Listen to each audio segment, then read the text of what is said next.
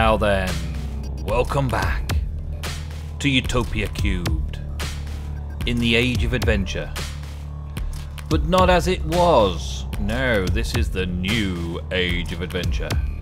This, my friends, is the second Age of Adventure. I want to show you around this spawn that I found, okay?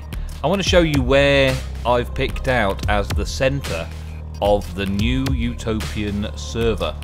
The centre of the Utopian world, as we are about to find out with a load of new people. Loads and loads of new people, which you will no doubt want to watch their videos as well. I mean, check this little mountain range out, right? Look how cool this is. Spawn is literally where I started. That's where you spawn in. And this seed was just completely random. We've got biomes aplenty, so it spreads out nicely biomes aplenty wise. I haven't got a very large render distance by the looks of it. I'll change that before we actually start running around, because I'm flying. But look how cool this place looks. Can you already see the builds that people are going to make on this server? The things that people are going to create. The little potholes like this that can be turned into an interesting area of the spawn. Well, spawn city, spawn citadel. Spawn citadel, that's probably a good word for it, because it's so fortifiable. Like, look at this really cool entrance there, a nice clean entrance like that. I've tweaked biomes aplenty to make the biome sizes a little bit bigger.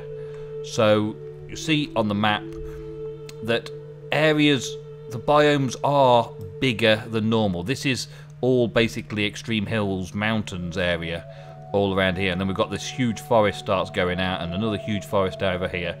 We've got some bushland that starts out up this side over here, and it is going to be one of those epic seeds, I should think. I just got that feel about it, that the biomes are going to be slightly bigger. So instead of you being able to cross a desert in a minute, you're going to have to take like almost a full day to cross a desert. And that makes it feel more like it was a desert and not just a beach, yeah? That's the sort of feel that I'm going for. There's lots of little places as well around and about. There's going to be battle towers. Battle towers from Atomic Strikers in, and ruins from Atomic Striker. They're both in. Just to give us little places of interest. But I didn't want, even though I like to consider this like something akin to playing Hexit. Yeah, when we played Hexit, that was really fun, and probably a lot of people on my channel are quite aware of Hexit and what we did with Hexit. Well, the Age of Adventure is kind of from that ilk, but one thing I found about Hexit was everything was so crammed. You would have a battle tower there, and then just over there would be another battle tower, and there'd be loads of traps and ruins and all sorts thrown in. Almost every conceivable ruin schematic from the ruins mod was thrown into just about every possible biome. Well, I've been a little bit more picky about it when I've been making the pack up.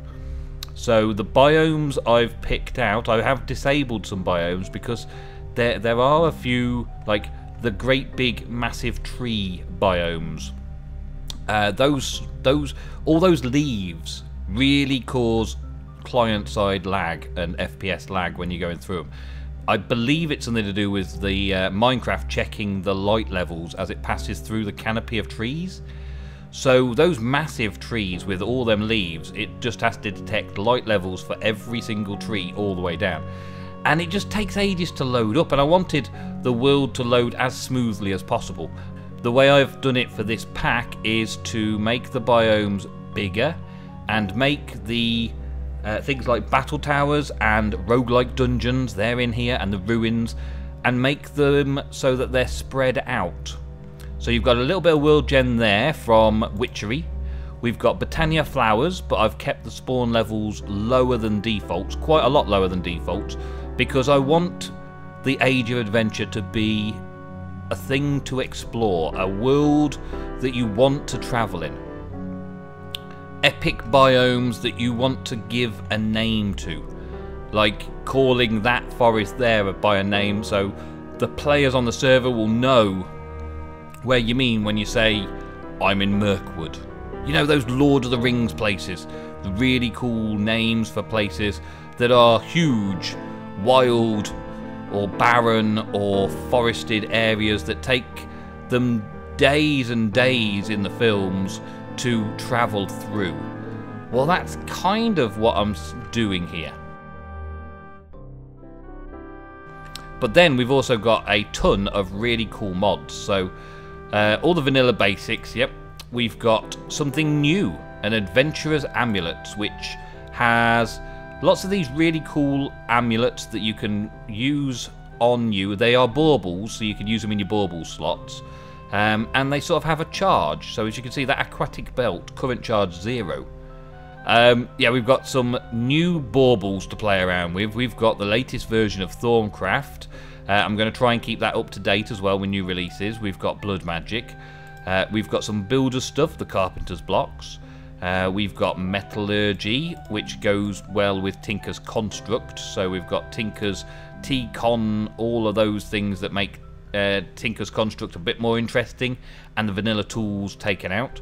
We've got Ganny's stuff, because Ganny's surface now has all of like the vanilla 1.8 blocks in it that you can craft and make and do things. So basically Ganny's just brought 1.8 and brought it into 1.7, so backported Minecraft into modded. We've got the hardcore questing mode, which is something I've been doing quite a lot with. And we've got Lycanites back in. We had problems with Lycanites a little bit in the last season. We ended up taking them out. But I've tried them again, and they do add that little bit more hostility. But I've toned them down a little bit. I've toned them down a bit. We've got more building stuff with Mr. Crayfishers. We've got some more magic with Necromancy, body parts. We've got the Mod Jam mod of RPG Advanced mod, just for a few signposts and things to be able to go around the world.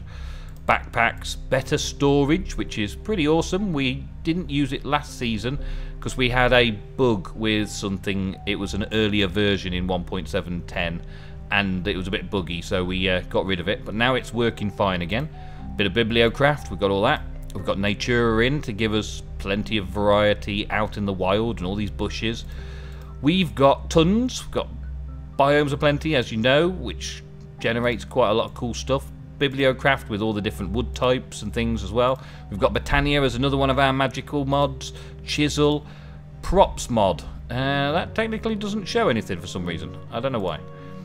Maybe it's something else. But the props mod is pretty cool with loads of decorational blocks that are really, really well detailed. Tinker's Construct, yes, Tinker's Tools. We've got this so that it's mixed in with all of the other ones, so you've got to level up your picks and you've got to level up your swords. So you build one sword and it's almost like a sword for life. It levels up with you as the adventuring goes forth, and you can upgrade it and all that sort of stuff with Metallurgy, tool parts and things. There's all these different tool parts you can upgrade with.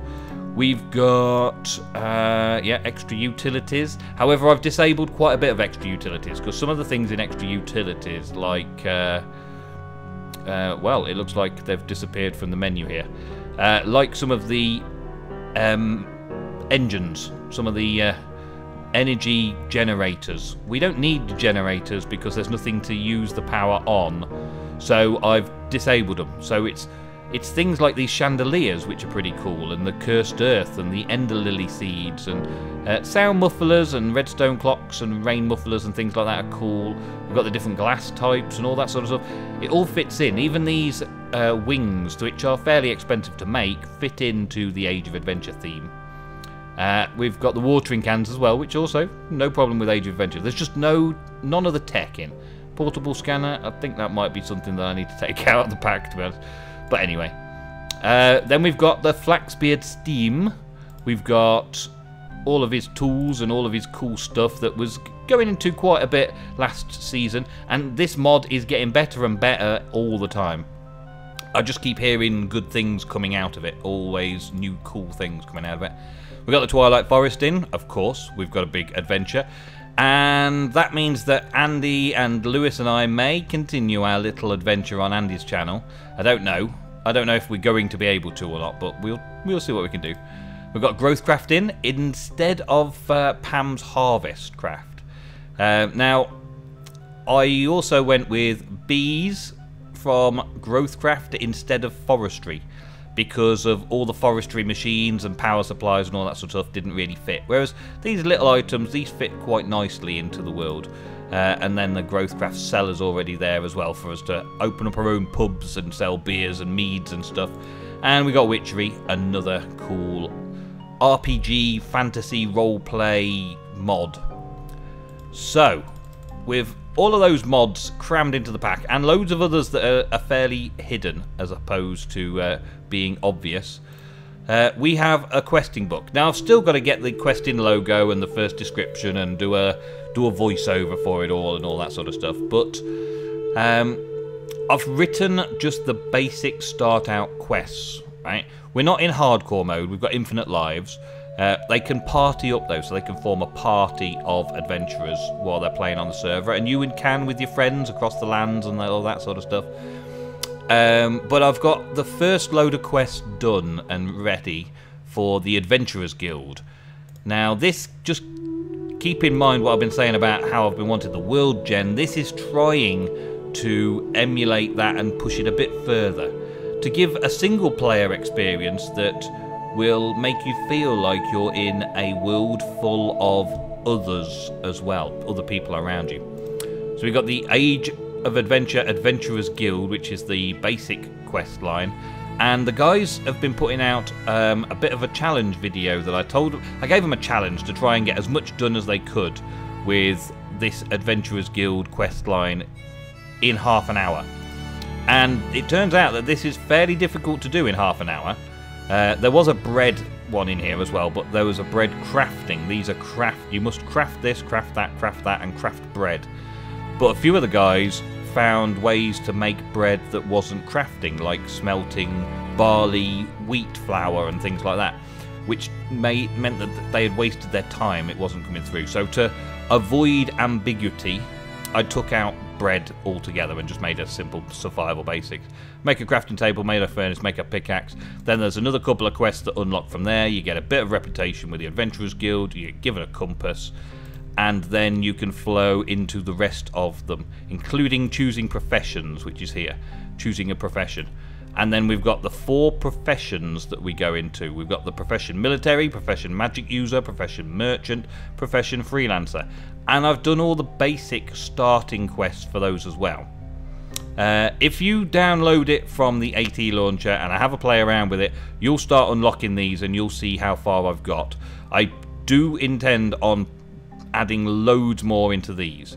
So for the magic user, we've got the Thorncraft, the blood magic, the Witchery and Botania as 4 ways through, 4 magic user professions that you can go through.